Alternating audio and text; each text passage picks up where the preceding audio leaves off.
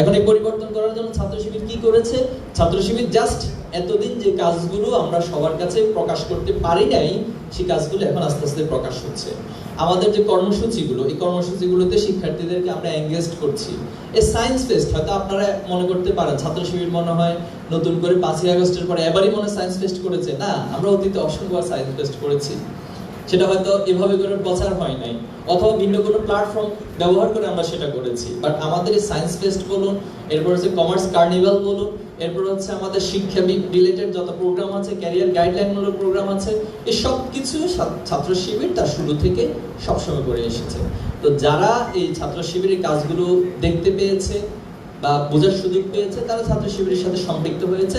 আর যাদের কাছে আসলে পৌঁছতে পারে নাই অথবা বিগত সময় আমাদেরকে পৌঁছতে দেওয়া হয় নাই, তারা এই সুযোগ থেকে বঞ্চিত হয়েছে। এই জায়গায় এসে আমরা এতটুকু বলতে পারি, আমরা শুধুমাত্র দেশের স্বার্থে, দেশের স্বাধীনতার সার্বভৌমত্বের স্বার্থে যতটুকু প্রয়োজন ঠিক ততটুকুই রাজনৈতিক সম্পৃক্ততা বা রাজনৈতিক কাজে আমরা এনগেজড হই।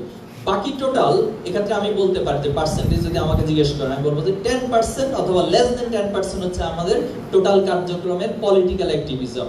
আর বাকি 90% হচ্ছে একজন ব্যক্তিকে গঠন করা, একজন ব্যক্তিকে তার একাডেমিকলি সাউন্ড করা, তাকে মোরালি সাউন্ড করা, তার পরিবারের সাথে, তার সোসাইটির সাথে তার একটা কমিটমেন্টের জায়গা তৈরি করে দেওয়া, যার মধ্য দিয়ে সে সততা এবং দক্ষতা, দেশপ্রেমের মধ্য দিয়ে নিজেকেও গঠন করবে এবং সমাজকে, সোসাইটিকেও তিনি সার্ভ করবেন।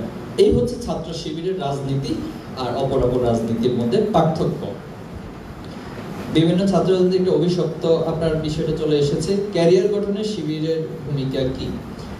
এটা আমার কথার মধ্যে কিছুটা চলে এসেছে। আমি যেটা বলছিলাম যে ক্যারিয়ার নিয়ে, যেহেতু আজকের টোটাল আলোচনাটাই ক্যারিয়ার, তো ক্যারিয়ারটাকে আমরা শুধু একটা পার্ট থেকে চিন্তা করব না, যে ক্যারিয়ার মানে হচ্ছে আমি ডাক্তার হয়ে গেলাম, আমি ইঞ্জিনিয়ার হয়ে গেলাম, অথবা আমি বিসিএস ক্যাডার হলাম, অথবা আমি বড় বিজনেসম্যান হলাম, দ্যাটস আমার ক্যারিয়ার সম্পূর্ণ। আমরা এইভাবে মনে করি না। আমরা ক্যারিয়ার বলতে যা মনে করি, একজন ব্যক্তির একেবারে স্টার্টিং পয়েন্ট থেকে লাস্ট পয়েন্ট পর্যন্ত। এটা নিয়ে আমি লাস্টে বলবো, তো সেটা মনে রাখবেন যে স্টার্টিং পয়েন্ট থেকে লাস্ট পয়েন্ট পর্যন্ত। দেখেন স্টার্টিং পয়েন্টটা কোথায় আর লাস্ট পয়েন্টটা কোথায়, এটা আমি শেষে বলবো ইনশাআল্লাহ। অন্যান্য রাজনৈতিক দল ও ছাত্র সংগঠন যারা ছাত্র শিবিরের বিপক্ষে অবস্থান করে, তাদেরকে আপনারা কিভাবে দেখেন? দেখুন, কেউ আমাদের বিরোধিতা করলে আমরা সেটাকে খুব বেশি, এটা নিয়ে আমরা হাই হতাশ হই না, তবে এটা নিয়ে আমরা খুব বেশি এটা নিয়ে তাদেরকে নেগেটিভের আবার পাল্টা জবাব দিয়ে আমরা সময় নষ্ট করাটাকে আমাদের জন্য সমীচীন মনে করি না। কারণ হচ্ছে আমাদের হাতে আসলে অনেক কাজ। আমরা একটা বছরে হিউজ প্ল্যান গ্রহণ করি এবং আমাদের প্রত্যেকটা জনশক্তিকে তার শুধুমাত্র সাংগঠনিক কাজ না, তার পড়াশোনা, তার একাডেমিকলি তাকে তৈরি করা, তার সোসাইটির জন্য সে তৈরি হয়, এই সব কিছু মিলে আমাদের আসলে অনেক কাজ। এজন্য কে আমাদেরকে কি বললো না বললো এদিকে আসলে আমরা খুব বেশি ভ্রুক্ষেপ করার চেষ্টা করি না, কারণ যার যেটা কাজ তিনি সেটা করেই যাবে। আমি আপনাদের একটু হিস্ট্রিক্যালি নিয়ে যাই। আল্লাহ রাসূল সাল্লাল্লাহু আলাইহি ওয়াসাল্লাম নিঃসন্দেহে তিনি পৃথিবীর সবচেয়ে সেরা মানুষ, রাইট? এখন আল্লাহ রাসূল সাল্লাল্লাহু আলাইহি ওয়াসাল্লাম যে কার্যক্রম পরিচালনা করেছিলেন সে সময়, আল্লাহ রাসূল সাল্লাল্লাহু আলাইহি ওয়াসাল্লাম কি বিরোধিতা কেউ করে নাই? করেছে। কি কেউ করেছে? আল্লাহ রাসূল সাল্লাল্লাহু আলাইহি ওয়াসাল্লামকে বাধা দিয়েছে, ওনাকে নিয়ে হাসি তামাশা করেছে, আল্লাহ রাসূল সাল্লাল্লাহু আলাইহি ওয়াসাল্লামকে বিভিন্ন প্রপাগান্ডা দিয়ে কষ্ট দেওয়ার চেষ্টা করা হয়েছে। এরপর হচ্ছে আল্লাহ রাসূল সাল্লাল্লাহু আলাইহি ওয়াসাল্লামকে শারীরিকভাবে কষ্ট দিয়েছে, মানসিকভাবে কষ্ট দিয়েছে। ইভেন পৃথিবীর এই শ্রেষ্ঠ মানুষটিকে মক্কার কাফেররা ঘোষণা দিয়েছে যে জীবিত অথবা মৃত যে মুহাম্মদকে নিয়ে আসতে পারবে তার জন্য বিশাল অ্যামাউন্টের পুরস্কার ঘোষণা করা হবে।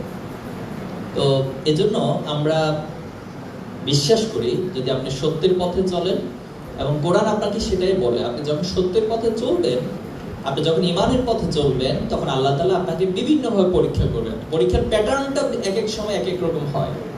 নূহ আলাইহিস সালামের সময় পরীক্ষার প্যাটার্নটা একরকম ছিল, ইউনূস আলাইহিস সালামের জন্য পরীক্ষার প্যাটার্নটা একরকম ছিল, মুসা আলাইহিস সালামের জন্য পরীক্ষার প্যাটার্নটা একরকম ছিল, ইউসুফ আলাইহিস সালামের ক্ষেত্রে পরীক্ষার প্যাটার্নটা একরকম ছিল, আল্লাহ রাসূল সাল্লাল্লাহু আলাইহি ওয়াসাল্লামের জন্য পরীক্ষার অনেকগুলো ধাপ ছিল। এজন্য আমরা দৃঢ়ভাবে এই হিস্ট্রিক্যালি এবং আমাদের আদর্শের জায়গা থেকে বিশ্বাস করে আমরা যখন এই ভালো কাজটা করতে যাব, সমাজের অনেক মানুষ থাকবে আমাদের এটা বিরোধিতা করবে। এখন প্রশ্ন হলো, দিন শেষে এই বিরোধীরা জয়ী হচ্ছে নাকি আমার সত্য আদর্শটা জয়ী হচ্ছে? দিন শেষে কি বিরোধীদেরকে সমাজ গ্রহণ করছে নাকি আমরা যা সত্য নিয়ে মানুষের কাছে প্রচার করছি অথবা যা গ্রহণ করছি কোনটা মানুষ গ্রহণ করছে? এটা হচ্ছে সবচেয়ে বড় কোশ্চেন। আল্লাহ সাল্লাল্লাহু আলাইহি সাল্লামের ওইভাবে বিরোধিতা করেছিল, কিন্তু একটা পর্যায়ে সেই বিরোধীরা সমাজ থেকে নিচ্ছিন্ন হয়ে গেছে, নিঃশেষ হয়ে গিয়েছে। কিন্তু রাসূল সাল্লাল্লাহু আলাইহি সাল্লামের যে আদর্শ, সেটা শুধু আরব না, সেটা শুধু মক্কা না, শুধু মদিনা নয়, পুরো পৃথিবীতে ছড়িয়ে গেছে। তা আমাদেরও ইমানের জায়গা থেকে দৃঢ়তায় আমরা সেটা বলবো। আর যারা বিরোধিতা করে তাদেরকে আহ্বান জানাবো, আসুন সত্যের পথে আসুন, সত্যকে জানার চেষ্টা করুন। আমরা দোয়া করি আল্লাহ সবাই মনকে সত্যের দিকে, সত্যের জন্য ধাবিত করে দিক। ফিলিস্তিন ইস্যুতে অন্যান্য ছাত্র সংগঠনের মতো ছাত্র শিবির ও মিছিল মিটিং ও সীমাবদ্ধ। মেধাবী ছাত্র সংগঠন ছাত্র শিবির দেশের সাধারণ ছাত্রদের প্রত্যাশা অনেক। অন্যান্য ছাত্র সংগঠনের মতো ছাত্র শিবিরটি শুধু মিছিল মিটিং সীমাবদ্ধ নাকি অন্য কোনো উপায়ে সাহায্য করছে? দেখুন, আমাদের যে সদস্য সম্মেলন হয়েছিল গত ডিসেম্বর 31শে ডিসেম্বর 24 সালে, তো সেখানে বেশ কিছু বিদেশি মেহমান এসেছিল। আপনারা যদি খেয়াল করেন, সেখানে প্যালেস্তাইনের একজন মেহমান এসেছিলেন, তিনি সেখানে তাদের সাথে ডিল করেন বিষয়গুলো। আলহামদুলিল্লাহ, আমি গত বছর তুরস্ক সফর করেছিলাম, সেখানেও বেশ কিছু ভাইদের সাথে আমাদের সাক্ষাৎ হয়েছে, কথা হয়েছে, যোগাযোগ হয়েছে। তো সম্প্রতি আমরা কথা বলেছি যে আমাদের প্রশ্ন ছিল যে আমরা আপনাদের জন্য কি করতে পারি, কিভাবে হেল্প করতে পারি। কারণ আমরা তো এখান থেকে গিয়ে যুদ্ধ করার মতো সেই পরিস্থিতি নাই, সে ধরনের বর্ডার যদি না থাকতো তাহলে হয়তো আমরা চলে যেতাম। তা আমাদেরকে তো ইন্ডিয়া গেলেই হচ্ছে এখানে পাসপোর্ট চাইবে, এরপরে ইন্ডিয়া পার হয়ে যদি আমরা অন্য একটা রাষ্ট্রে যাই সেখানে পাসপোর্ট চাইবে, ভিসা চাইবে। এই সব কিছু মিলে আসলে আমরা আপনাদের জন্য কি করতে পারি, কিভাবে হেল্প করতে পারি। তো ওনাদের যেটা দাবি সেটা হলো আপনারা আপনাদের টোটাল কমিউনিটিতে জনমত তৈরি করুন যে সবাই প্যালেস্তাইনের পক্ষে কথা বলবে, সবাই প্যালেস্তাইনকে সাপোর্ট করবে এবং ইসরায়েলকে যার যেখানে সুবিধা আছে, সুযোগ রয়েছে, বয়কট করবে। আলহামদুলিল্লাহ, আমরা ওনাদের এই প্রত্যাশার আলোকে কাজ করে যাচ্ছি এবং অনলাইন থেকে শুরু করে সকল জায়গাগুলোতে সম্প্রতি আপনি দেখেছেন যেটা অতীতে কখনো হয়নি। আমরা এক সপ্তাহব্যাপী কর্মসূচি পালন করেছি। এর মধ্যে খেয়াল করবেন শুধু মিছিল মিটিং ছিল না, কিন্তু এখানে অনেক ক্যাটাগরির প্রোগ্রাম ছিল আমাদের। তো এর মধ্যে একটা ছিল পতাকা উত্তোলন, বিভিন্ন জায়গায় আমরা পতাকা উত্তোলন করা। এরপর সোশ্যাল মিডিয়া অ্যাক্টিভিজম আমরা হিউজ পরিমাণে করেছি, যাতে করে সবার ভিতরে একটা জনমত তৈরি হয়। এরপরে আরো মজার বিষয় হচ্ছে আমরা পররাষ্ট্র মন্ত্রণালয়ে একটা স্মারকলিপি দিয়েছি। সেই স্মারকলিপিতে 10টি পয়েন্ট ছিল, প্রত্যেকটা পয়েন্টই অনেক বেশি গুরুত্বপূর্ণ একদম মুসলিম কান্ট্রি হিসেবে, অথবা যদি সেগুলো বাস্তবায়িত হয় এটা ফিলিস্তিনবাসীর জন্য অনেক বেশি কাজ করবে। আরেকটা বড় বিষয় করেছি আমরা, প্রত্যেকটি একবারে ইউএস এম্বাসি থেকে শুরু করে গুরুত্বপূর্ণ যতগুলো এম্বাসি আছে তাদের কাছে আমরা স্মারকলিপি পাঠিয়েছি এবং সেখানে 5টা পয়েন্ট ছিল সবার এম্বাসিগুলোতে। সেখানে আমরা বিশেষভাবে বলেছি যে দেখুন, ফিলিস্তিন ইস্যু এটা কোনো ধর্মীয় বিষয় না, এটা একটা মানবিক বিষয়। আপনি রাস্তায় একজন মানুষ অ্যাক্সিডেন্ট করে মারা যাচ্ছে, অথবা হসপিটালে গিয়েছেন একজন মানুষ মারা যাচ্ছে, সেখানে কি আপনি চিন্তা করবেন সে কি মুসলিম না হিন্দু না বৌদ্ধ না খ্রিস্টান? এটা তো কোনো মানবিক পরিচয় না। এই যে আমরা দেখতে পাচ্ছি এখানে শিশুদেরকে মেরে ফেলা হচ্ছে, এইবার বৃদ্ধদেরকে মেরে ফেলা হচ্ছে, শুধু কি এখানেই শেষ? হসপিটালাইজ যখন হচ্ছে সেই হসপিটালগুলোর উপরে তারা বোমা নিক্ষেপ করে হসপিটালগুলোকে গুলিয়ে দিচ্ছে। একজন মানুষ আহত হওয়ার পর, সে ইনজুর হওয়ার পর হসপিটালে যাবে, সে ন্যূনতম সেখান থেকে চিকিৎসা নেওয়ার জন্য তার মানবিক সে জায়গাটা রাখছেন না। কেউ একজন আশ্রয় শিবিরে গিয়ে অংশ নিচ্ছে, সে আশ্রয় শিবিরের উপর আপনি বম্বিং করে মেরে ফেলতেছেন। তো এটা তো মানবতার চরম লঙ্ঘন। তা আমরা এই কাজগুলো করার চেষ্টা করছি। এরপরে কিছু ইন্টেলেকচুয়াল কাজগুলো করতে চাচ্ছি। বিশেষত এখানে আসলে ইসরায়েল শুধু ইসরায়েল রাষ্ট্র না, এখানে জায়নিজমের একটা বড় খেলা রয়েছে। এই হিস্ট্রিটা কিভাবে আসলো এবং ইসরায়েল আজকে এখানে ইহুদিরা কিভাবে একত্রিত হলো, হিটলারের দ্বিতীয় বিশ্বযুদ্ধের প্রেক্ষাপট ছিল, এগুলো শুনে আমরা ইনশাআল্লাহ পাবলিকেশনে বেশ কিছু কাজ করার চেষ্টা করছি। আর আলহামদুলিল্লাহ 12 তারিখে একটা ঐতিহাসিক ঘটনা ঘটে গেল বাংলাদেশে, যে শুধুমাত্র ছাত্র শিবিরের ব্যানার না, কোনো ইসলামিক দলের ব্যানার না, রাজনৈতিক দলের ব্যানার না, কোনো ছাত্র সংগঠনের ব্যানার না, আমরা এমন একটা জায়গা তৈরি করতে পেরেছি সেখানে সবাই এসে একত্রিত হয়েছে, বাংলাদেশে আপামর মানুষ। তো ফিলিস্তিনবাসী তাদের যে প্রত্যাশা, জনমত তৈরি করা এবং তাদের সাপোর্টের জন্য আমরা সারা পৃথিবীতে ক্যাম্পেইন করা, এই কাজগুলো আমরা করার চেষ্টা করি। ইনশাআল্লাহ ভবিষ্যতে যদি আল্লাহ আরো বেশি সুযোগ দেয়, আপনাদেরকে সাথে নিয়ে আরো বেশি ভূমিকা পালন করব ইনশাআল্লাহ। তাবলিগ জামাত এবং শিবিরের ভিন্ন কেন, আমি কার সাথে থাকবো, দাওয়াতকে কিভাবে দিতে হবে? আচ্ছা দেখুন, তাবলিগ মানে হচ্ছে পৌঁছে দেওয়ার মতো একটা প্ল্যাটফর্ম। কি পৌঁছে দিবে? দিনের দাওয়াত পৌঁছে দিবে। আমি পার্সোনালি অনেকবার তাবলিগে গিয়েছিলাম, এই যে 3 দিন করে কয়েকবার গিয়েছিলাম, বিশ্ব ইজতেমে এসেছিলাম। তো এখানে যেটা হয়েছে, আমার মাঝে ইসলামের বেসিক বেশ কিছু বিষয়ে ফিল আপ হয়েছে। যেমন নামাজ পড়ার ক্ষেত্রে অলসতা ছিল, নামাজ পড়তাম না ঠিকভাবে, কিন্তু তাবলীগে যাওয়ার মধ্যে দিয়ে আমার নামাজ পড়ার বেশ ইমপ্রুভমেন্ট হয়েছে। এরপরে সেখানে গিয়ে বেশ কিছু দোয়া 6 নাম্বার শিখায়। এরপরে হচ্ছে আপনার খাবারের দোয়া, ঘুমানোর দোয়া, ওয়াশরুমে যাওয়ার দোয়া, এভাবে করে তারা ধরে ধরে কিন্তু বেশ কিছু দোয়া মুখস্থ করেছে।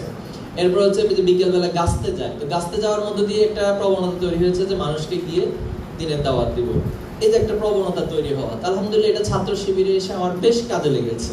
ছাত্র শিবির তো হচ্ছে যেটা বললাম যে 3 মাসে নামাজ কাজা থাকা যায় না, তার মানে আমাকে একটা জায়গা থেকে নামাজ পড়ার বিষয়ে উদ্বুদ্ধ করে দেওয়া হয়েছে, আর এখানে এসে 3 মাসে নামাজ কাজা বন্ধ করার যে প্র্যাকটিস ছাত্র শিবির আরো শানিত করেছে। আপনাদের একটা বইয়ের নাম বলি, ইকামতে দিন বই।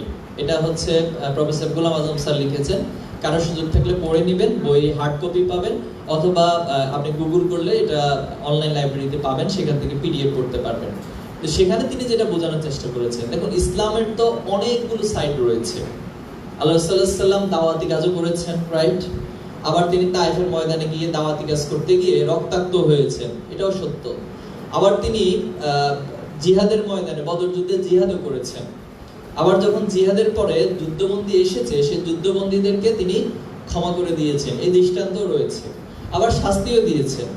এরপরে তিনি ধ্যানমগ্ন হয়েছেন। আপনারা জানেন যে ওহী নাযিলের আগে তিনি হেরা গুহায় গিয়ে ধ্যানমগ্ন হতেন। কেন হতেন? ধ্যানমগ্ন হয়ে তিনি এই সমাজের পরিবর্তনের জন্য, জাহিলিয়াতকে পরিবর্তন কিভাবে করতে পারি এই বিষয় নিয়ে তিনি গবেষণা করেছেন। এরপর সেখানে আল্লাহ তাআলার পক্ষ থেকে ওহী এসেছে।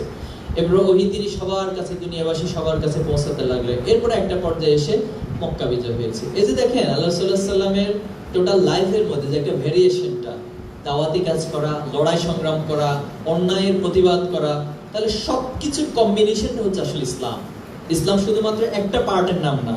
এজন্য আল্লাহ তাআলার পক্ষ থেকে যেটা বলা হচ্ছে, ইন্নাদ দীনা ইনদাল্লাহিল ইসলাম। ইসলাম মানে হচ্ছে একটা জীবন ব্যবস্থা। তো জীবন ব্যবস্থা তো মানে আমি মাত্র 2 ঘন্টা 3 ঘন্টার জন্য আমার জীবন না, আমার 24 আওয়ার্সই আমার লাইফ, আমার লাইফ স্টাইলের মধ্যে চলে। আমার জন্ম থেকে মৃত্যু পর্যন্ত সবকিছু আসলে ইসলামের মধ্য দিয়ে হবে। তো এই জায়গাটা হচ্ছে এক একজন এক একটা জায়গা থেকে এই কাজগুলো করে। আমি আরেকটা উদাহরণ দিলে আপনাদের বুঝতে সুবিধা হবে। যেমন খালিদ বিন ওয়ালিদ রাদিয়াল্লাহু তাআলার নাম শুনেছেন আপনারা?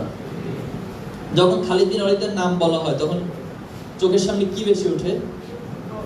যুদ্ধ বেশি ওঠে না? লড়াই সংগ্রাম, তিনি শত্রুদেরকে মারতেছেন, হত্যা করতেছেন, এরপরে বিজয় হয়ে যাচ্ছেন, সেনাপতির দায়িত্ব পালন করছেন। খালিদ বিন ওয়ালিদ রাদিয়াল্লাহু তাআলার নাম যখন বলি তখন কি এমন কোন চিত্র আসে যে তিনি কোনো একটা জায়গায় বিড়াল ছানা পকেটে নিয়ে বসে আছেন, তিনি হচ্ছে হাদিস লিখতে লিখতে মানে ঘুমিয়ে পড়ছেন, অথবা তিনি অনেকগুলো হাদিস বর্ণনা করেছেন, এমন কোন চিত্র কি আসে? আসে না। এখন যদি আমি বলি যে আবু হুরায়রা, এই নামটা শুনেছেন? তাহলে আবু হুরায়রার নাম বললে কি মাথায় আসে? এই যে কথাগুলো আমি বললাম, হাদিস লিখতেছেন, তিনি একটু খাচ্ছেন অথবা খাওয়া দাওয়া পাচ্ছেন না, এভাবে করে ওনার লাইফটা আহলে সুপার মধ্যে কাটাচ্ছেন। যখন আবু হুরায়রার নাম বলি তখন কি আমার যুদ্ধের সেনাপতির ওই সেন্সটা মাথায় আসতেছে? আসতেছে না। এজন্য ইসলামটা এই সকল মানুষগুলো নিয়েই হচ্ছে আসলে কমপ্লিট কোড অফ লাইফ, অর্থাৎ জীবনের সকল পার্টগুলো একসাথে হয়ে যে ব্যবস্থাপনা, এর মধ্যে দিয়ে সেটা পূর্ণাঙ্গ লাভ হয়। এজন্য আমরা মনে করি যে তাবলিগের একটা অংশের কাজ করছে, ছাত্র শিবির একটা গুরুত্বপূর্ণ পার্টের কাজ করছে, এরপর হচ্ছে অপর পলিটিক্যাল পার্টিগুলো তাদের একটা গুরুত্বপূর্ণ কাজ করছে। বাট যারাই ভালোর পক্ষে, ন্যায়ের পক্ষে কাজ করবে, সবগুলো কাজকে যখন আপনি একটা জায়গায় কালেকটিভলি একসাথে করবেন তখন কিন্তু সেটাই হচ্ছে ইসলামের পূর্ণাঙ্গতা। আমি বোঝাতে পেরেছি?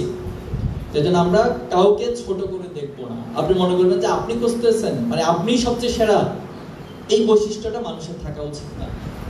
আপনাদেরকে একটা উদাহরণ দিই। মুসা আলাইহিস সালাম এবং খিজির আলাইহিস সালামের একটা ঘটনা সূরা কাহফের মধ্যে বর্ণিত হয়েছে। এটা কে কে পড়ছেন? মাশাআল্লাহ, অনেকে পড়েছেন। খুব ইন্টারেস্টিং একটা ঘটনা। তো মুসা আলাইহিস সালামকে আল্লাহ তাআলা একবার ডেকে বললেন যে মুসা, বলো তো সবচেয়ে জ্ঞানী কে? মুসা আলাইহিস সালাম চিন্তা করলো যে মাইক তো আমার হাতে, ঠিক না? মাইক আমার হাতে, প্রধান অতিথির নাম লেখা আমার এখানে, তাহলে তো সবার চেয়ে নিঃসন্দেহে আমি একটু বেশি। তো মুসা আলাইহিস সালাম যেহেতু ওই সময় নবী ছিলেন, আল্লাহর পক্ষ থেকে ওনাকে ওহী দেওয়া হয়েছে, তিনি চিন্তা করলেন যেহেতু আমি নবী, বাকিরা হচ্ছে আমার উম্মত, তাহলে আমি তো সবচেয়ে জ্ঞানী হব, আমি সবচেয়ে উৎকৃষ্ট হব। তিনি এই স্টেটমেন্ট আল্লাহর কাছে দিয়ে দিলেন যে আল্লাহ, আমি সবচেয়ে জ্ঞানী। তো তখন আল্লাহ তাআলা বলেছেন, ঠিক আছে, তুমি সমুদ্রের কিনারে আমার একজন আবেদ বান্দা আছে, তার নাম কি? হযরত খিজির, তুমি তার সাথে গিয়ে দেখা করো। তো তার সাথে দেখা করলো, দেখা করার পর তিনি বলছেন যে আপনি যদি আমার সাথে থাকেন, আমার কথাগুলো, আমার কাজগুলো তো আপনি মেনে নিতে পারবেন না। তো পরবর্তী সেখানে 3টা ঘটনা ঘটেছে, যারা পড়েছেন তারা খুব ভালো করে জানেন। তো একটা ঘটনা ছিল যে একটা নৌকা ফুটা করে দিয়েছেন, কথা ছিল যে আমার কোনো কাজের প্রশ্ন করা যাবে না, যদি আপনি আমার সাথে থাকতেই চান, আল্লাহ যদি আপনাকে পাঠিয়ে থাকে, তাহলে আমার কোনো কাজ দিয়ে আপনি প্রশ্ন তৈরি করতে পারবেন না। তো প্রথম নৌকা ফুটা নিয়ে ওনার প্রশ্ন বলছে, আপনার সাথে না কথা ছিল, আপনি প্রশ্ন করবেন না, আচ্ছা ঠিক আছে ভুল হয়ে গেছে, আমাকে আরেকবার চান্স দেন, আমি আপনার সাথে থাকতে হবে। এরপরে যেটা করলেন যে একটা ছোট মাসুম বাচ্চা, তাকে হচ্ছে ওই খিজির আলাইহিস সালাম মেরে ফেললেন, হত্যা করলেন। এটা তো মানা যায় না, একটা মাসুম বাচ্চাকে আপনি হত্যা করছেন কেন? এরপর আরেকটা সময় হচ্ছে তিনি একটা সম্প্রদায় ওনাদেরকে সহযোগিতা চেয়েছিলেন একটা বাড়িতে নিয়ে, কিন্তু সহযোগিতা করে নাই। পরবর্তী তাদেরই একটা ওয়াল বা তাদের একটা প্রাচীর পড়ে যাচ্ছে, মুসা আলাইহিস সালাম সহ সেটা উঠিয়ে দিলেন, কিন্তু তারা পারিশ্রমিক দিতে চাইলেন, খিজির আলাইহিস সালাম সেটা নিলেন না। মুসা আলাইহিস সালাম আবার প্রশ্ন করলেন। তো পরবর্তীতে আসলে এখান থেকে যেটা শিক্ষাটা, প্রত্যেকটারই একটা চমৎকার নিগুড় এবং গভীরতম জ্ঞানের বিষয় ছিল, একটা প্রজ্ঞার বিষয় ছিল। সেই প্রজ্ঞাটা মুসা আলাইহিস সালাম বুঝতে পারেন না। মুসা আলাইহিস সালাম শুধু ওনার পঞ্চ ইন্দ্রিয় দিয়ে যা দেখছেন ততটুকু বুঝতে পেরেছেন। কিন্তু যারা সাইকোলজিস্ট, এটা কিন্তু অনেক সময় শুধু চোখের উপরের ভাষা না, চোখের ভিতরের ভাষাগুলোও কিন্তু বুঝতে পারে। অথবা হচ্ছে তার টোটাল অ্যাক্টিভিজমটাকে দেখে সে কি ভাবছে, তার মনস্তাত্ত্বিকতা আসলে কোথায় যেতে চায়, এই বিষয়গুলো অনেক সাইকোলজিস্ট যারা তারা বুঝতে পারে। তো খিজির আলাইহিস সালামের এই জ্ঞানের সাথে দেখা গেল মুসা আলাইহিস সালামের জ্ঞানের অনেক তারতম্য তৈরি হলো, অনেক পার্থক্য তৈরি হলো। তো এই জন্য হচ্ছে আমরা কখনো, হয়তো আমি একাডেমিকলি আলহামদুলিল্লাহ অনেক ভালো, আপনি একাডেমিকলি অনেক ভালো রেজাল্ট করেছেন, আপনার মান সম্মান সমাজের কাছে অনেক বেশি, আপনি অনেকের চেয়ে অনেক এগিয়ে, অনেক ইসলামিক দলের চেয়ে আপনি অনেক এগিয়ে, অনেক পলিটিক্যাল পার্টির চেয়ে আপনি অনেক এগিয়ে, কিন্তু কখনো নিজের মধ্যে অহংবোধটা করবেন না যে আমি মনে হয় সবচেয়ে সেরা, অথবা আমার উপরে আর কেউ নেই, এটা কখনো মনে করা যাবে। এজন্য আমরা তাবলিগ বলুন, অন্যান্য অপর যতগুলো ইসলামিক দল আছে, আমরা মনে করি যে সবাই যার যার জায়গা থেকে কাজ করছে। টোটাল ইসলামটাকে যদি একটা দেহ মনে করি, তাহলে কেউ হয়তো হাত, কেউ হয়তো পা, কেউ হয়তো কান, কেউ হয়তো চোখ, এভাবে সবকিছু নিয়েই তো আমার একটা দেহ পূর্ণাঙ্গতা লাভ করে। আমরা সব দলকে সেভাবেই মনে করি। দাওয়াত কি, কিভাবে দিতে হবে? দাওয়াত মানে হচ্ছে তো আরেকজনের কাছে কোনো একটা আহ্বান করা, কোনো একটা জিনিসকে অ্যাপ্রোচ করা, সেটা তার কাছে ইনডিউস করা, তাকে হচ্ছে প্রলুব্ধ করে সে জিনিসটার দিকে নিয়ে আসা। তো এর মধ্যে দিয়ে আসলে মূলত দাওয়াত। তো আমাদের মূল কনসেপ্টটা হচ্ছে আমরা সত্যের দাওয়াত দিব, ন্যায়ের দাওয়াত দিব, ইসলামের দাওয়াত দিব। প্রত্যেক নবী রাসূল সাল্লাল্লাহু আলাইহি সাল্লামকে আল্লাহ তাআলা একটা মেসেজ দিয়ে পাঠিয়েছেন যে আনে আবুদুল্লাহ, তুমি যাও তোমার সম্প্রদায়ের কাছে গিয়ে বলো তোমরা আল্লাহর গোলামীকে মেনে নাও। এখন আল্লাহর গোলামীকে কেন মেনে নিতে হবে, এটা নিয়ে শত শত হাজার হাজার লজিক আছে, আমরা পরে বলছি। আমরা কি শেষ জামানা যদি হয়ে থাকি, তবে ঈমান রক্ষা করব কিভাবে? হ্যাঁ, শেষ জামানা তো আল্লাহ সাল্লাল্লাহু আলাইহি সাল্লাম থাকতে এটা বলে গেছেন। রাসূলুল্লাহ সাল্লাল্লাহু আলাইহি যখন জীবিত ছিলেন, প্রায় ১৫০০ বছর আগে ঘটনা, তখন তিনি বলেছেন, এই যে আঙ্গুল দেখিয়েছেন, বলছেন যে আমার এবং কিয়ামতের মাঝে পার্থক্য হচ্ছে দুটো আঙ্গুলের মধ্যে যতটুকু পার্থক্য। তো তার মানে হচ্ছে কিয়ামত নিঃসন্দেহে খুব সংক্ষিপ্ত, এবং খাতামুন নবীন হিসেবে আল্লাহ সাল্লাল্লাহু আলাইহি সাল্লামকে আল্লাহ তাআলা আমাদের সামনে উপস্থাপন করেছে।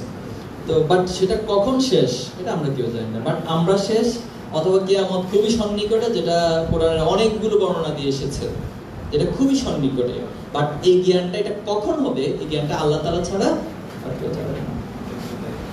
এখন যদি বলে দেওয়া হয় যে আগামী শুক্রবার কিয়ামত হবে, কি করবেন সবাই? কি করবেন? কি করবেন সবাই আগামী শুক্রবার যদি একটা সবাই মাঝখানে মনে আছে আমরা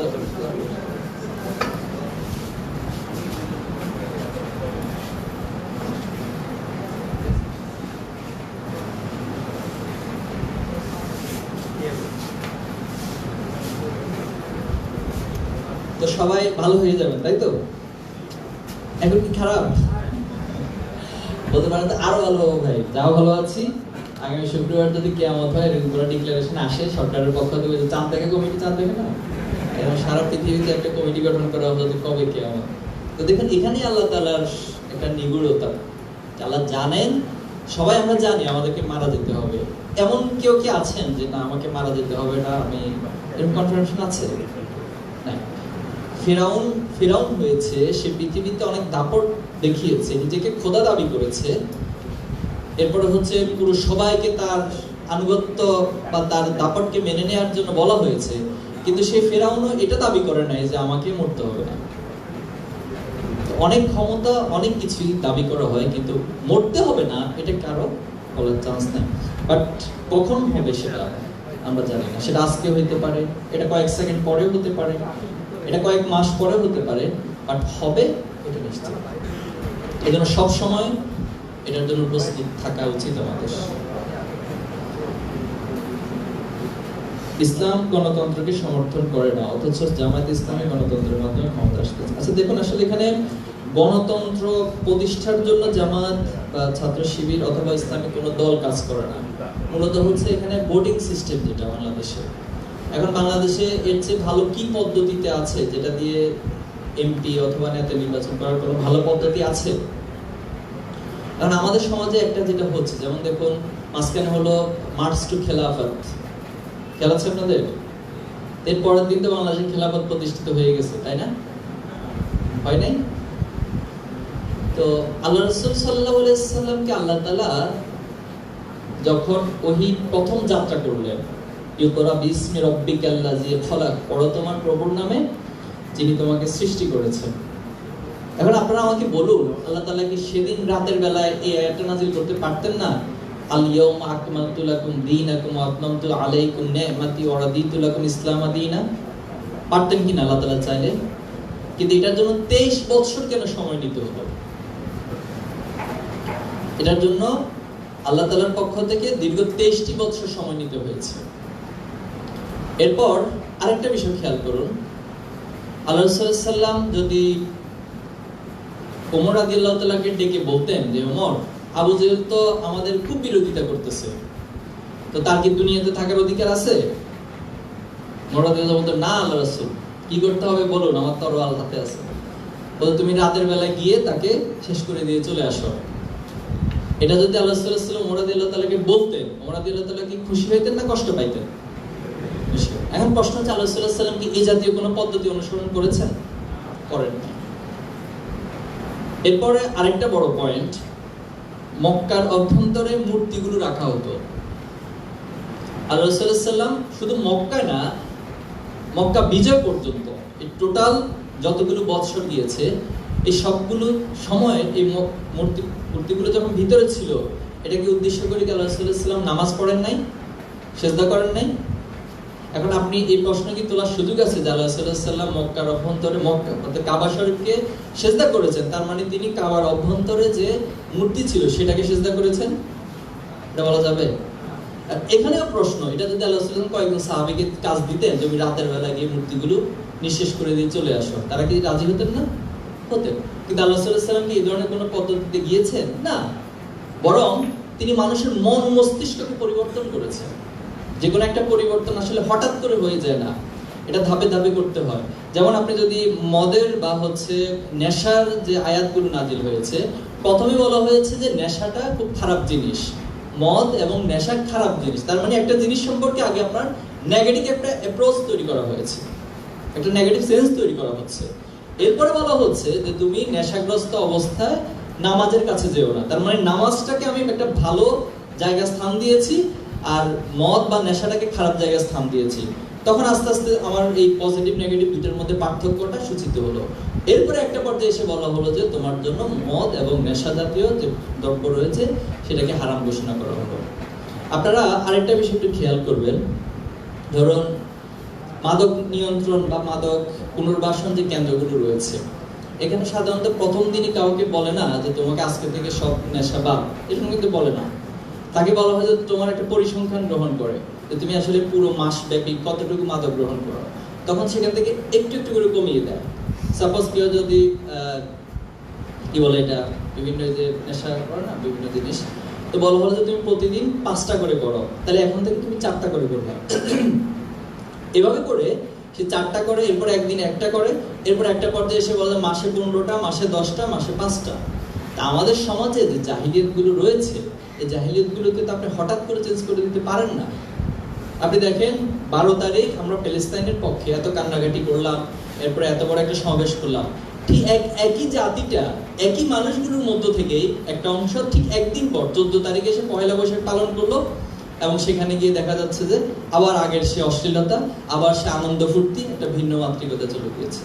তাহলে এই যে মন মস্তিষ্ককে পরিবর্তনের যে কাজ, এটা ব্যতীত আপনি শুধু ডিরেক্টলি গণতন্ত্রকে নাই করে দাও। হ্যাঁ, গণতন্ত্রের একটা পয়েন্টে বড় ধরনের ভুল রয়েছে, সেটা হলো গণতন্ত্র বলছেন যে সর্বময় ক্ষমতার মালিক হবে জনগণ, কিন্তু আমরা এটা কখনো বলি না, কখনো বিশ্বাস করি না, এবং কোন ইসলামিক দল এটার সাথে একমত না। শুধুমাত্র গণতন্ত্রের যে অংশটুকু ভোটিং সিস্টেম, পরামর্শ সিস্টেম, এটা একটা সময় ছিল সুরা সিস্টেম, সুরার মধ্য দিয়ে নেতা নির্বাচিত হতো, অথবা যখন গোত্র সিস্টেম ছিল, বিভিন্ন গোত্র শাসন ছিল, তখন গোত্রের সবাই মিলে একজনকে, সবচেয়ে সিনিয়র যিনি তাকে করতেন, অথবা যিনি সবচেয়ে ভালো যোগ্য ছিলেন সবাই একমত হতেন যে হ্যাঁ তিনি আমাদের গোত্রের প্রধান হবেন, নেতা হবেন।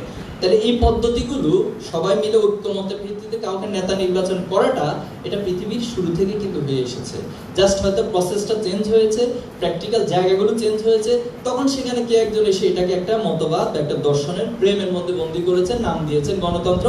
আর আগের সিস্টেমের সাথে তিনি ওনার মন গড়া কিছু কিছু জাহিলিয়াত মতবাদ যুক্ত করে দিয়েছেন। তো জাহিলিয়াত কোনো মতবাদের সাথে আমরা কখনোই একমত না, বাট যে সিস্টেমের মধ্য দিয়ে নেতা নির্বাচন এটা হয়, আর ভবিষ্যতে যদি কখনো এটা পরিবর্তন করার সুযোগ থাকে তখন সেটার নাম হবে পরামর্শতন্ত্র, যে পরামর্শের ভিত্তিতে নেতা নির্বাচন, এবং যারা নেতা হবেন তারা হচ্ছে তার জনগণের সাথে পরামর্শ করেই রাষ্ট্র পরিচালনা করবেন এবং জবাবদিহিতার আওতায় থাকবেন। এটাই আমাদের মূলত কনসেপ্ট। নিজের আত্মবিশ্বাস বাড়ানোর জন্য কি কি করতে হবে বা কি করা উচিত? আত্মবিশ্বাস বাড়ানোর জন্য যেটা করতে হবে, যে নিজের যে আমার সবচেয়ে ভালো জায়গাটা কোথায়, আমি কোন জায়গাতে সবচেয়ে ভালো করি, এই বিষয়টাকে আপনি একটু ফোকাস করতে হবে। যেমন ধরুন সাপোজ আপনার ক্রিকেট খেলাধুলা করেন, ক্রিকেট খেলেন, আচ্ছা, তো ক্রিকেট খেলার সময় যিনি বল করেন, আপনি জানেন যে বল এবং ব্যাটিং এর মধ্যে পার্থক্যটা কোথায়। কেউ আছে যে বলটা খুব ভালো একটা লেংথে ফেলতে পারেন, তার মানে ওই জায়গাটা ওনার আত্মবিশ্বাসটা বেড়ে যায় এবং ওইখানে তিনি ফোকাস করতে থাকেন, উনি ওনার সার্বিক প্রচেষ্টাগুলো সেখানে ইনভেস্ট করেন। আর যিনি ব্যাটিং এ ভালো করেন তিনি আর বলিং এর দিকে কিন্তু মনোযোগ দেন না, তিনি যে জায়গাটাতে ভালো করেন সেখানে তিনি মনোযোগ দেন, ফোকাস করেন, এবং সেখানে আস্তে আস্তে আত্মবিশ্বাসের লেভেলটা হাই হয়ে যায়। এই জন্য আপনাকে আপনার ইন্টারেস্টের জায়গাটা কোথায়, কোন জায়গাটাতে আপনি বেশি ভালো ফিল করেন, পড়াশোনা হতে পারে, নিজের জায়গা থেকে হতে পারে, তো সবকিছু মিলে যে হ্যাঁ আমি একটা পর্যায়ে পারি, আমি অনেক কিছুই পারি, আমি ফোকাস করলে অনেক ক্ষেত্রে অনেক ভালো করতে পারি, আমি যখন ভালো করে ক্লাস করি, পড়াশোনায় মনোযোগ দিই, অনেক পরিশ্রম করি, পরীক্ষায় লিখলে আমি ভালো রেজাল্ট করি, তার মানে হচ্ছে পরীক্ষা রিলেটেড ইস্যুতে আপনার কনফিডেন্স লেভেলটা হাই হয়ে যাবে। এভাবে প্রত্যেকটা ইস্যুতে আপনারা যখন ফোকাস করবেন, লেগে থাকলে, আশা করি আত্মবিশ্বাস বাড়বে। আপনি কেন শিবিরে যুক্ত, অন্য কোনো রাজনৈতিক দল কোনো উপযুক্ত নয়, আপনার নিজস্ব মতামত চাই। আচ্ছা, আমি ছাত্র শিবিরে যুক্ত হয়েছি মূলত ছাত্র শিবিরের কাজকে ভালো লেগেছে। এই ভালো লাগার একটা বড় পয়েন্ট ছিল ছাত্র শিবির কিশোরখণ্ড দিত আমাকে ছোটবেলায়। এই কিশোরখণ্ড পড়তাম, আমার ভিতরে একটা সুস্থ মানসিকতা বহুত কাজ করতো। এরপরে বাকি বিষয়গুলো আমি শুরুর দিকে বলেছি, যে যখন আমাকে দেখলাম যে এর মধ্যে দিয়ে তো আসলে শুধুমাত্র রাজনীতি না, এখানে রাজনৈতিক পার্টটা মেইন ইস্যু না, বরং সেখানে আমার নিজেকে গঠন করা, নিজের টোটাল লাইফটাকে একটা ডিসিপ্লিনারিতে নিয়ে আসা, এরপর দায়িত্বশীলদের পক্ষ থেকে বারবার আমাকে খোঁজ খবর রাখা, তাদের হচ্ছে মোটিভেশন দেওয়া, তাদের গাইডলাইন দেওয়া, তাদের লেগে থাকা, এই বিষয়গুলো আমাকে অনেক ক্ষেত্রে অনেক সহযোগিতা করেছে। সেটা আমার একাডেমিক সাইড থেকেও করেছে, আমার ব্যক্তির জায়গা থেকে করেছে। এই জন্য মূলত ভালো লাগে এবং যুক্ত হওয়া। শিবিরের কার্যপ্রণালী উদ্বুদ্ধ করে এতে যোগদান করতে চাই, কিন্তু পারিপার্শ্বিক সাপেক্ষে আমি যোগ দিতে পারি না। আপনি আমার জায়গা থাকলে কি করতেন? দেখুন, যোগদান বলতে আমি বলেছি যে শিবির শুধুমাত্র হচ্ছে কোনো একটা জায়গায় আপনি মিছিল মিটিং করলেন, এর মধ্য দিয়ে শিবির না, বরং শিবিরের মাধ্যমে আপনি আপনার টোটাল লাইফটাকে পরিবর্তন করা এবং আপনার নিজেকে গঠন করা, এই গঠনের কাজটা করতে পারেন। যেমন আপনি শিবিরের সাথী হলেন না, কিন্তু শিবিরের সাথী সিলেবাসটা আপনি পড়ে শেষ করতে পারেন।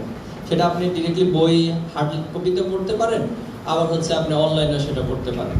তো এভাবে করে আপনি সম্পৃক্ত থাকতে পারেন, জানতে পারেন, শিখতে পারেন। এটা আপনার প্রতি আমার পরামর্শ থাকবে। শিবির নামে যে রক কাটা অপবাদ, এ সম্পর্কে কিছু বলেন। অনেকেই বলে শিবির জঙ্গি কাজ করবে।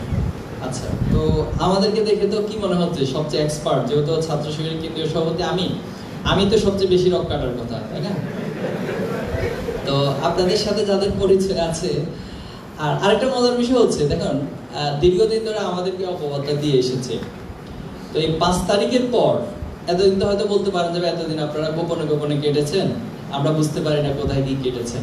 কিন্তু 5 তারিখের পরে বাংলাদেশে যদি শিবির সত্যিকার রক কাটতো, প্রত্যেকটা অলিগলিতে রক কাটা পাওয়া যেত না? এখন এই সরকারি কলেজে কয়টা কাটছে এখন পর্যন্ত? তো এগুলো হচ্ছে আমাদের সম্পর্কে অপবাদ। আল্লাহ রাসূলুল্লাহ সাল্লাল্লাহু আলাইহি ওয়াসাল্লামকে পাগল বলতেন মক্কার কাফেররা। তো সবাই হুমড়ি খেয়ে যেত যে পাগলটা কেমন একটু দেখে আসি। তো পাগলকে দেখে আসতে যখন দেখতে আসতেন, তখন দেখতেন যে আসলে দুনিয়ার যে পাগলের সেন্স আর এটা তো একরকম না। তখন তার প্রতি আগ্রহটা আরো বেশি বেড়ে যেত জানার জন্য। সেখান থেকে আল্লাহ রাসূলের প্রতি ঈমান আনার দরকার। আমাদের ক্ষেত্রে যারা এই প্রোপাগান্ডাগুলো চালায়, আমরা তাদেরকে ধন্যবাদ দিই। তারা এই সমস্ত প্রোপাগান্ডা চালানোর কারণে যেটা হয় যে মানুষ আমাদের সঙ্গে আগ্রহ বেড়ে যায়, যেটা কি একটু জানি। তো জানতে এসে যখন দেখে যে তার প্ররোচনা বা তার যে প্রোপাগান্ডা সেটার সাথে বাস্তবতার কোনো মিল নেই, এটা আমাদেরকে অনেক বেশি বেনিফিট দেয় আলহামদুলিল্লাহ। এই জন্য তাদেরকে ধন্যবাদ যারা আমাদেরকে এগুলো বলে।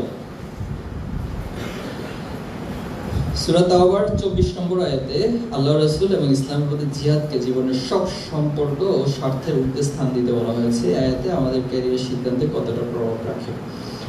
দেখুন, আল্লাহ তাআলা আপনাকে পাঠিয়েছেন কেন? এই দুনিয়াতে কি আমরা আমাদের নিজেদের ইচ্ছা এসেছি না আল্লাহ তাআলার ইচ্ছা এসেছি? কে কে নিজের ইচ্ছা এসেছেন? যে আমি আল্লাহ তাআলার সাথে আমার একটা চুক্তি হয়েছিল এবং সেখানে আমি একটা অ্যাপ্লিকেশন দিয়েছিলাম যে আল্লাহ আমি দুনিয়াতে যেতে চাই, আমাকে আপনি দুনিয়াতে পাঠান। এমন কি কারো ক্ষেত্রে ঘটেছে? তাহলে আল্লাহ তাআলা নিজ ইচ্ছায় আপনাকে আমাকে দুনিয়াতে পাঠিয়েছে। নিঃসন্দেহে আল্লাহ তাআলার কোনো একটা উদ্দেশ্য রয়েছে। তো সেই উদ্দেশ্যটা কি? সেই উদ্দেশ্যটা তিনি অনেক জায়গায় বর্ণনা করেছেন। এর মধ্যে একটা পয়েন্ট ছিল ইন্নী জাইলুন ফিল আরদি খলিফা, আমি দুনিয়াতে আমার প্রতিনিধি প্রেরণ করব। তো এই প্রতিনিধির কাজ কি হবে? এই প্রতিনিধির কাজ হবে লিউজহিরাহু আলা দ্বীনি কুল্লি, তারা দুনিয়ার সকল মতাদর্শের উপরে আমার যে দ্বীনি হক, আমার যে জীবন ব্যবস্থা, এটা তারা সমাজে প্রতিষ্ঠা করবে।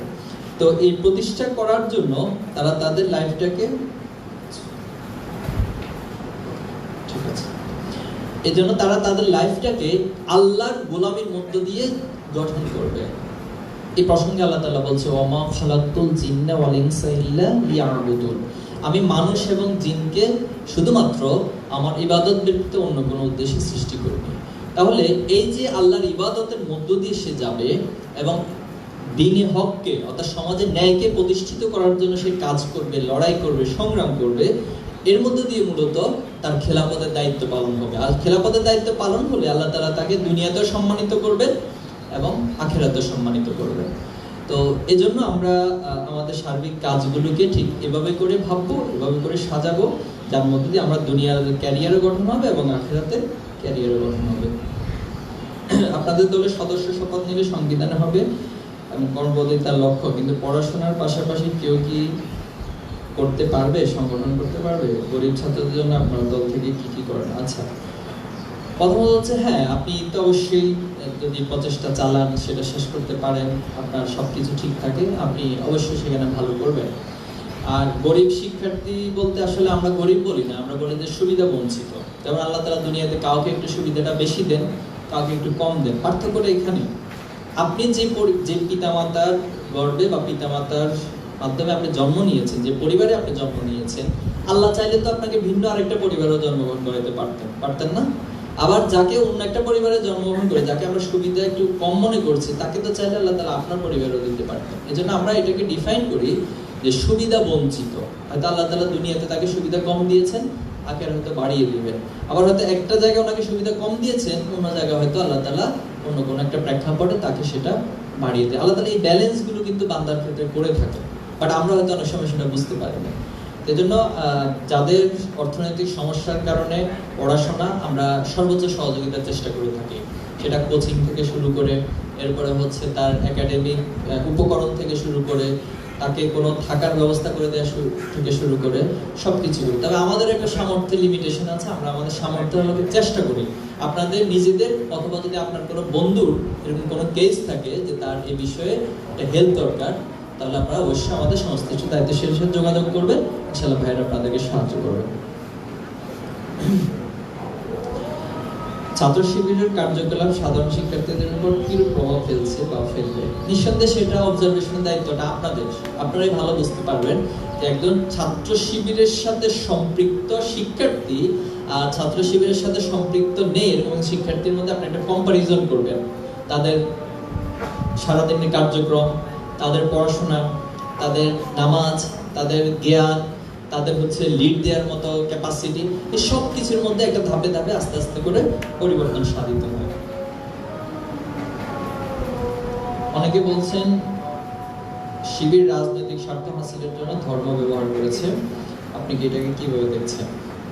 এটা তো এখন যারা বলছেন তাদের জায়গা থেকে লজিকটা আসবে, বাট ধর্মকে ব্যবহার এই প্রসঙ্গটি আমাদের সাথে কখনোই যুক্তিযুক্ত না। বরং ধর্ম মিন্স হচ্ছে, আমরা যদি ইসলামের কথা বলি তাহলে ইসলাম একটি সার্বজনীন জায়গা, ইসলাম একটা কমপ্লিট কোড অফ লাইফ। এটা আগের একটা প্রসঙ্গে বলেছি, ইসলামের এই সার্বিক বিষয়গুলোকে যখন যেখানে যেটা প্রযোজ্য। এখন আমি আপনাকে বলবো যে আসেন আপনি ন্যায়ের পক্ষে লড়াই করুন, আপনি বলবেন যে এটা তো রাজনীতি। আমি যদি এখন বলি যে আবু সাইদ যেভাবে করে জীবন দিয়েছে, তাহলে এটা কি ন্যায়ের পক্ষে জীবন দেওয়া, ন্যায়ের জন্য লড়াই করা, নাকি আপনি এটাকে রাজনৈতিক কোনো একটা ডেফিনেশনে ফেলবেন? এটা আপনার উপর ডিপেন্ড করবে, আপনার মানসিকতার উপর ডিপেন্ড করবে। বাট আমরা মনে করি যে আল্লাহ রাসূলুল্লাহ সাল্লাল্লাহু আলাইহি ওয়াসাল্লামের টোটাল জিন্দেগিটাই আসলে রাজনীতি, এটা আমাদের পরিভাষা। আল্লাহ রাসূলুল্লাহ সাল্লাল্লাহু আলাইহি ওয়াসাল্লাম তো রাষ্ট্রপ্রধান ছিলেন, তাহলে রাষ্ট্রপ্রধান হওয়া কি আপনার জন্য অন্যায়? রাষ্ট্রপ্রধান হইতে হলে তো আপনাকে রাজনীতি করতে হবে। এখন প্রসঙ্গ হচ্ছে আল্লাহ রাসূলুল্লাহ সাল্লাল্লাহু আলাইহি ওয়াসাল্লামের রাজনীতির সংজ্ঞা আর আমার আওয়ামী লীগের রাজনীতির সংজ্ঞাটা কি আমি কি এক করে দেখবো না আলাদা করে দেখবো, এটা আপনার উপর ডিপেন্ড করে। আপনি যদি সব সংজ্ঞাগুলোকে একসাথে গুলিয়ে ফেলেন তাহলে তো সেখানে রাজনীতির সংজ্ঞাটা চেঞ্জ হয়ে যাবে। এখন ধরেন আমরা মানুষকে ভালো কাজের জন্য ডাকি, আমরা ভালো হতে বলি, ভালো চরিত্র গঠনের জন্য বলি, ভালো পড়াশোনার জন্য বলি।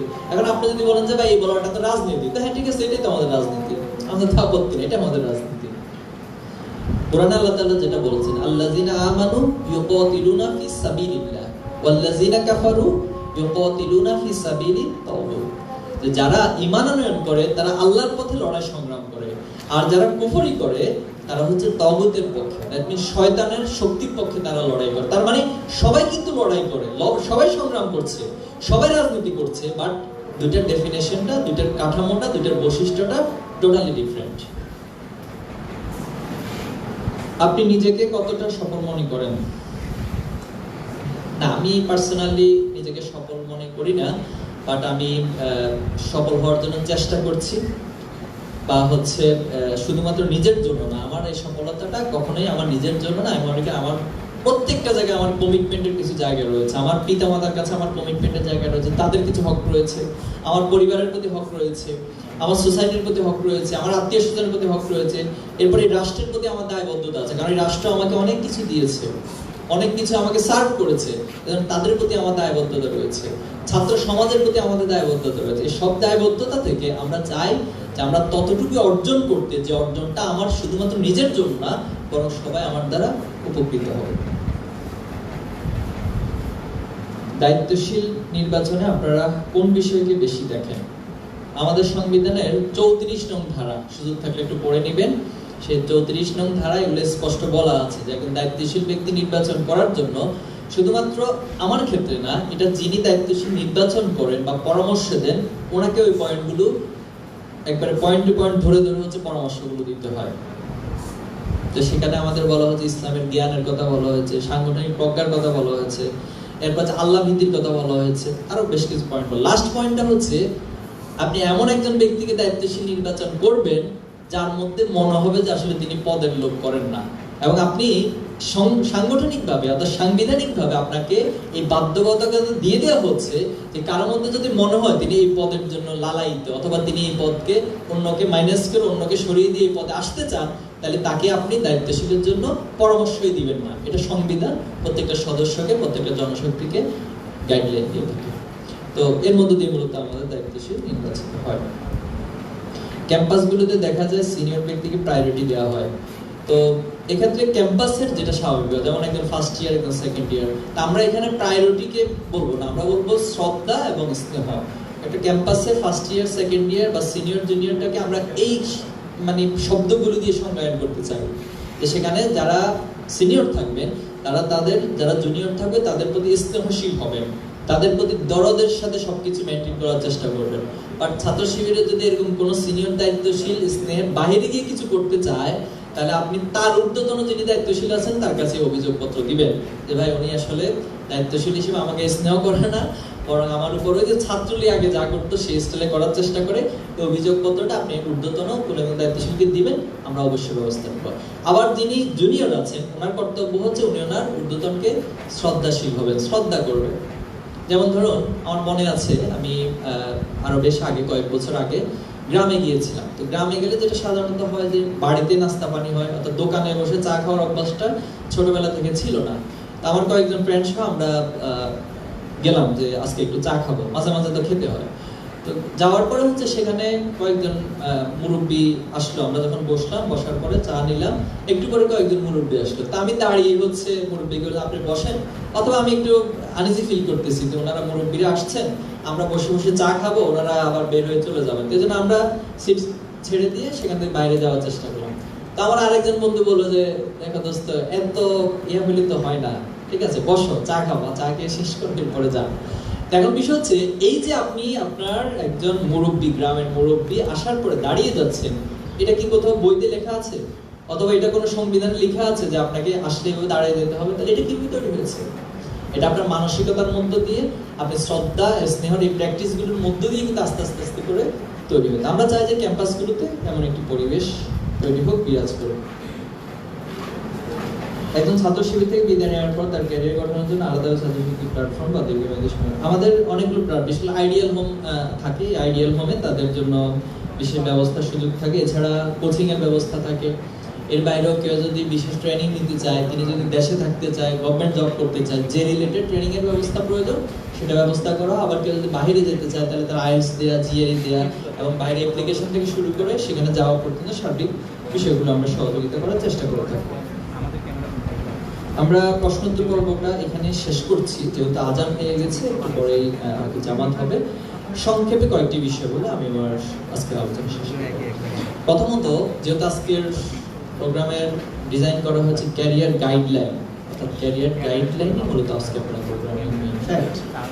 তো ক্যারিয়ার শব্দকে যদি আপনি প্রথমত ডিকশনারিতে তাকে কোশ্চেন করেন যে আসলে কি, সেখানে আসবে রেস বা মুভমেন্ট, অর্থাৎ একটা জায়গা থেকে আরেকটা জায়গায় ধাবমান কোন একটা বিষয়, একটা গতি, অর্থাৎ একটা জায়গা থেকে আরেকটা জায়গায় যাওয়ার জন্য যে একটা প্রাণান্তকর প্রচেষ্টা বা গতি, সেটাকে আমরা ক্যারিয়ারকে শাব্দিকভাবে বিশ্লেষণ করতে পারি।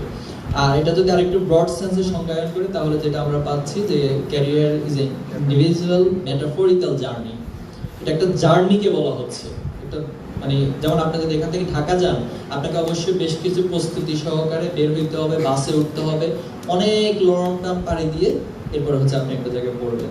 এই জার্নিটা কি হবে? জার্নিটা হবে through learning, work and other aspects of life.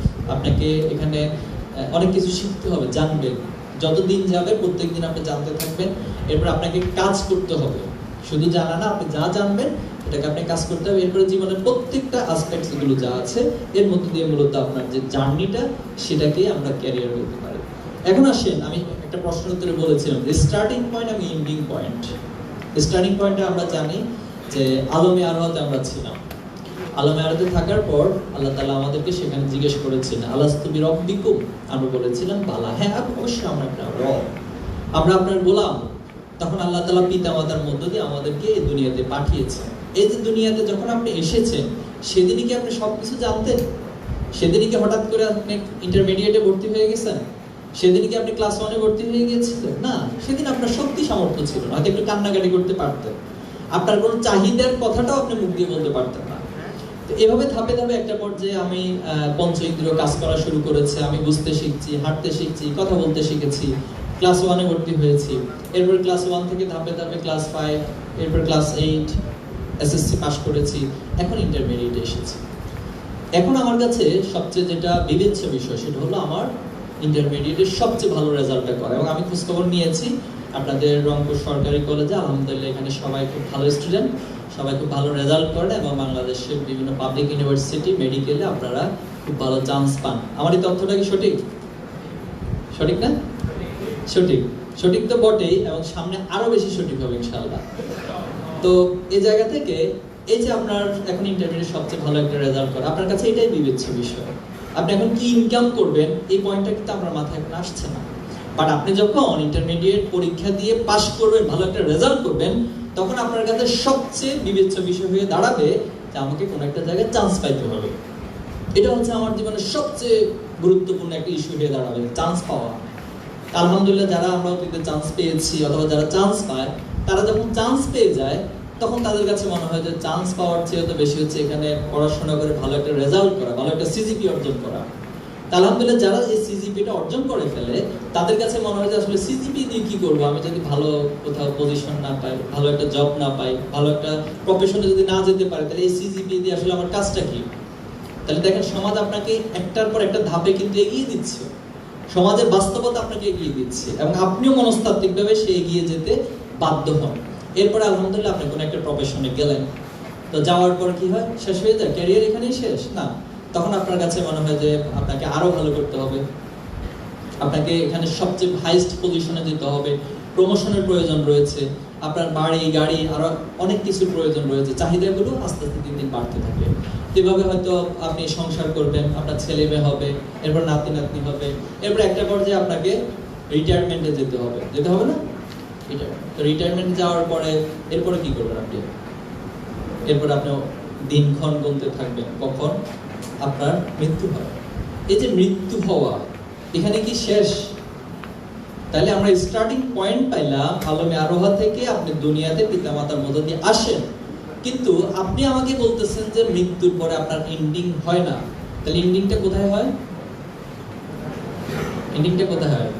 এখানে হচ্ছে আমার বিশ্বাসের বিষয়টা, আমি আসলে কি বিশ্বাস নিয়ে চলছি। দেখুন, যতগুলো ধর্ম আছে সব ধর্মই আপনাকে এটা বলে যে দুনিয়াতে আপনি যা ভালো কাজ করবেন এটার একটা পুরস্কার আপনি পরকালে পাবেন।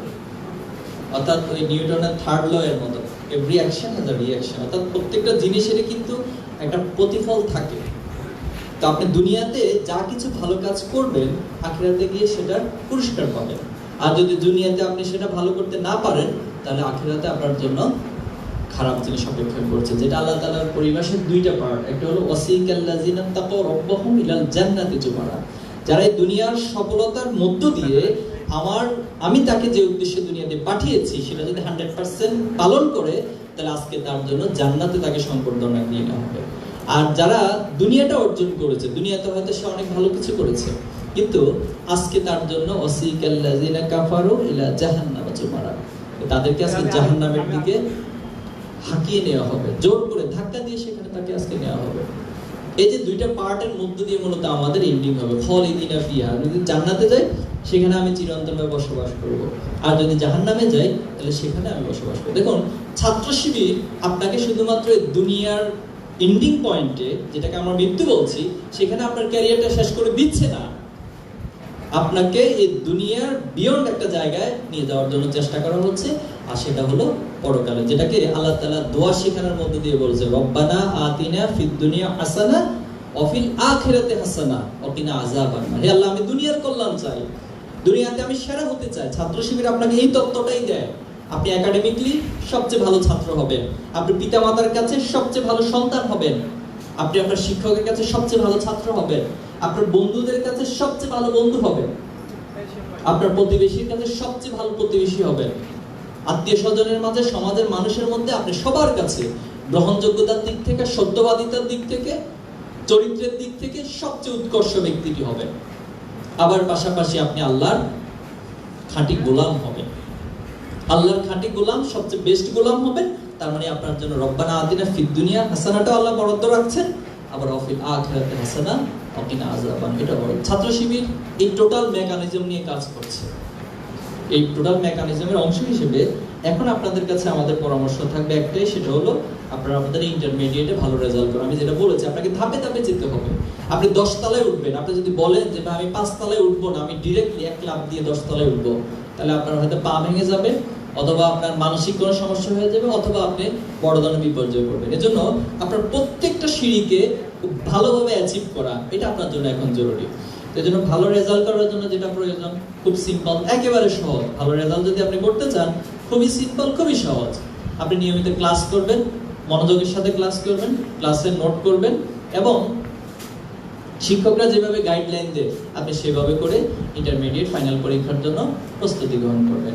অ্যাডমিশন টেস্ট কেন্দ্রিক যদি আমার কাছে আপনার পরামর্শ চান, আমি আপনাকে এতটুকু পরামর্শ দিব, আপনি ভালো রেজাল্টের পাশাপাশি আপনি যেই ইউনিভার্সিটি অথবা যে মেডিকেলে তো কোশ্চেন সেম, তো সেই মেডিকেলের কোশ্চেনগুলো একটু সলভ করার চেষ্টা করেন। অ্যাডমিশন টেস্টে যে কোশ্চেন পেপারগুলো আছে, একটা কোশ্চেন ব্যাংক কিনুন এবং প্রতিদিন সুযোগ থাকলে এই কোশ্চেনগুলো এখন সলভ করার চেষ্টা করুন। এর মধ্যে দিয়ে আপনি বুঝতে পারবেন যে ইউনিভার্সিটি অ্যাডমিশন টেস্টের কোশ্চেন প্যাটার্নটা কি এবং আপনার যে একাডেমিক এখন যে বেসিক জায়গাগুলো আছে সেটার সাথে কোথায় কোথায় লিঙ্ক আপগুলো হচ্ছে, কোন সাবজেক্টের লিঙ্কগুলো কোথায় হচ্ছে, কোন পয়েন্টে লিঙ্ক আপটা হচ্ছে, এটা আপনার জন্য অনেক বেশি সহায়ক এই মুহূর্তে হবে। আর পাশাপাশি যখন আপনি পরীক্ষা শেষ করবেন, পরীক্ষা শেষ করে বাংলাদেশে সেটা অনেকগুলো কোচিং রয়েছে, তো আশা করি সেখান থেকে আপনারা অনেক গাইডলাইন পাবেন। তবে সর্বোপরি হচ্ছে সময় নষ্ট করা যাবে না। দুইটা পরামর্শ দিয়ে শেষ করতে চাই, আর কথা বলার সুযোগ নেই, আজান হয়ে গেছে, নামাজ হবে। সময় নষ্ট করা যাবে না। এই কমিটমেন্টটা আমার সাথে দিতে পারবেন সবাই? এটা কার জন্য দিবেন? আমার জন্য? আপনি যদি সময় নষ্ট না করেন আমার অনেক উপকার হবে। কার উপকার হবে? আপনার উপকার। তাহলে সময় নষ্ট করা যাবে না। কোথায় সময় নষ্ট হচ্ছে? ফেসবুকে হচ্ছে, বন্ধুদের সাথে আড্ডায় হচ্ছে, এরপরে হচ্ছে খেলার মাঠে হচ্ছে। আমি কোনোটা আপনাকে না করবো না, খেলার মাঠে যেতে না করবো, উৎসাহিত আপনি খেলার মাঠে যান, আপনি বন্ধুদের সাথে আড্ডা দেন কিছু সময়, কিন্তু সেই আড্ডাটা যেন সৎ বন্ধুদের সাথে হয়, অসৎ বন্ধুদের সাথে না হয়। আপনি ফেসবুক চালান, কিন্তু ফেসবুকটা যেন আপনার প্রয়োজন অতিরিক্ত না হয়। আপনি যা অর্জন করেন ফেসবুক থেকে সেটা যদি 5 মিনিটও হয়ে যায়, আপনি কেন সেটা 10 মিনিট চালাবেন? কেন 1 ঘন্টা চালাবেন? কেন আপনি মিনিটের পর মিনিট, ঘন্টার পর ঘন্টা নষ্ট করবেন? এই জন্য আমার ফার্স্ট অনুরোধ থাকে আপনাদের প্রতি, সময় নষ্ট করা যাবে না, এই কমিটমেন্টে আসতে হবে। নাম্বার 2 হচ্ছে পরিশ্রম প্রিয় হইতে হবে। আপনাকে পরিশ্রমের মানসিকতা রাখতে হবে। এই দুইটা জায়গায় যদি আপনি নিজের সাথে বোঝাপড়া করতে পারেন, নিজের সাথে নিজের কমিটমেন্টটা রাখতে পারেন, তাহলে আমি আশা করি যে কোনো অর্জন আপনার জন্য অনেক বেশি সহজ হয়ে যাবে। আর ফাইনালি আল্লাহ তাআলার কাছে তো সাহায্য চাইবেন, আল্লাহ সহযোগিতা চাইবেন। এবং একটা জাস্ট উদাহরণ দিচ্ছি, আমরা যখন অ্যাডমিশন টেস্টে ভর্তি হয়েছিলাম, একজন ভাই মোটিভেশন স্পিকার, তিনি এসে আমাদেরকে বলতেছেন, অনেক কথা বললেন, অনেক পরামর্শ দিলেন। লাস্টে কথাটা এভাবে বলতেছেন, দেখো তোমরা রাতের বেলা উঠে একটু নামাজে দাঁড়াবা, যায় নামাজে দাঁড়াবা, দাঁড়ায় কি করবে? এই যে যা পড়ছো না পড়ছো আল্লাহর কাছে হাত তুলে বলবা যে আল্লাহ, আমি যদি বিশ্ববিদ্যালয়ে চান্স পাই আপনার কি কোনো ক্ষতি আছে? মানে জিনিসটা হাস্যকর মনে হয় না? আল্লাহকে বলবো, আল্লাহ আমি যদি চান্স পাই আপনার কোনো ক্ষতি আছে? তা আপনার যদি ক্ষতি না হয়, আমার চান্স পাইলে আপনার কি সমস্যা? আল্লাহ তার বলবে না যে আমার ক্ষতি আছে। তার মানে হচ্ছে আমার ভিতরে একটা আত্মবিশ্বাস জন্ম নিবে এবং একটা আবেগ তাড়িত হয়ে আল্লাহর কাছে এই দোয়াগুলো করা। তার মানে হচ্ছে আমরা আমাদের সময়কে গুরুত্ব দিব, আমরা আমাদের সর্বোচ্চ পরিশ্রমের মধ্যে প্রচেষ্টা চালাবো, পাশাপাশি আল্লাহ তাআলার কাছে দোয়া করবো, আল্লাহ তাআলা আমাদের কাজগুলোকে সহজ করে দিবেন, বারাকা পূর্ণ করে দিবেন ইনশাআল্লাহ। আপনাদের সবার জন্য অনেক অনেক শুভকামনা। ইনশাআল্লাহ ভবিষ্যতে যদি কখনো দেখা হয়, তাহলে আজকে যে পজিশনে আছেন, আজকে আপনার যা অর্জন, তার চেয়ে আরো অনেক অর্জন আপনার ঝুলিতে জমা হবে। সেদিন আপনাদের সাথে দেখা হবে ইনশাআল্লাহ। আসসালামু আলাইকুম ওয়া রাহমাতুল্লাহি ওয়া বারাকাতুহু।